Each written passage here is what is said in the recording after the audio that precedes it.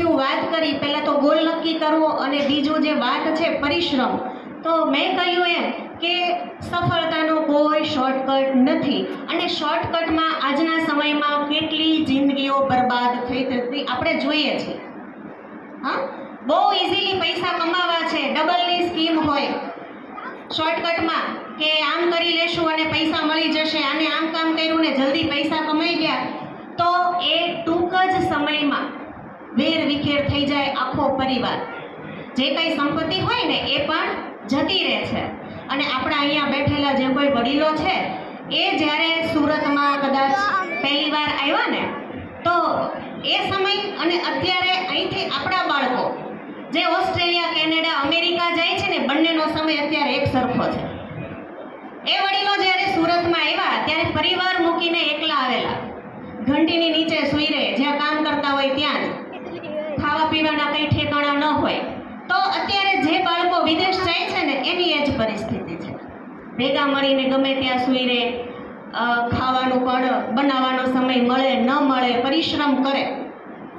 પણ એ પરિશ્રમ કરે છે ત્યારે જ સફળતા મળે છે.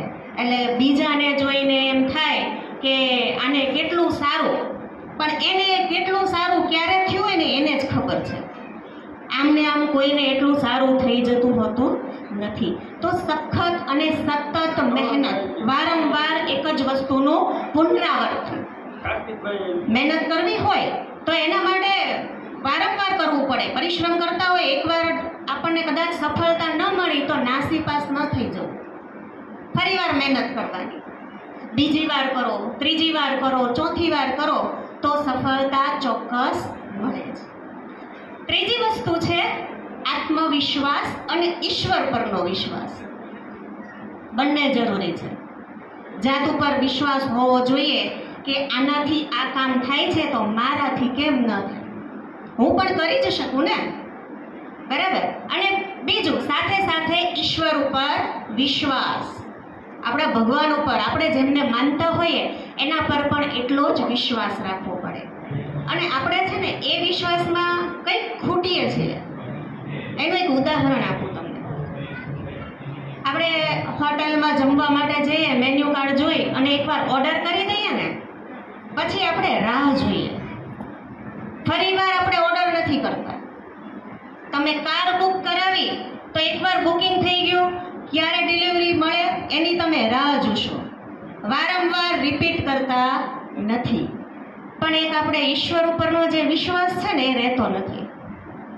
એમાં વારંવાર, એકવાર હનુમાન દાદાને યાદ કરો, બીજી વાર ખોડિયારમાંને યાદ કરો, અને ત્રીજી વાર ઓલા ભગવાનને યાદ કરો, તો એ વિશ્વાસ કેમ નથી?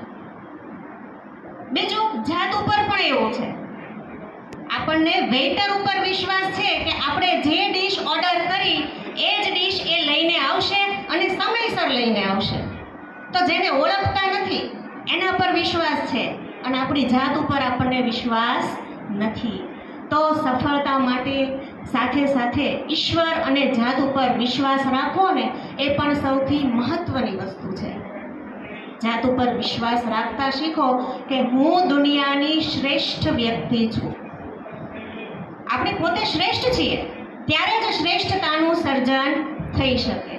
આપણે આપણી જાતને જો શ્રેષ્ઠ નહીં માનીએ તો ક્યારેય સફળ થશું નહીં. તો આજના આ ઓછા સમયમાં જ્યારે મારે મારું વક્તવ્ય આપવાનું હતું તો સફળતા વિશે દરેક બાળકોએ અહીંયા જે સિતારાઓ બેઠા છે એમણે તો એમના અભ્યાસ માટે ખાસ આ 3 બાબતને ધ્યાન રાખવી કે પહેલાં તો તમારો ગોલ છે એ નક્કી કરો, એ ગોલ મેળવવા માટે સતત પરિશ્રમ કરો, અને ત્રીજી મહત્ત્વની વસ્તુ કે પોતાની જાત ઉપર અને આપણા ઈષ્ટદેવ ઉપર એક પરમ વિશ્વાસ રાખવાનો, ત્યારે જ સફળતા મળી શકે છે. સૌને જય સચ્ચિદાનંદ અસ્તુ.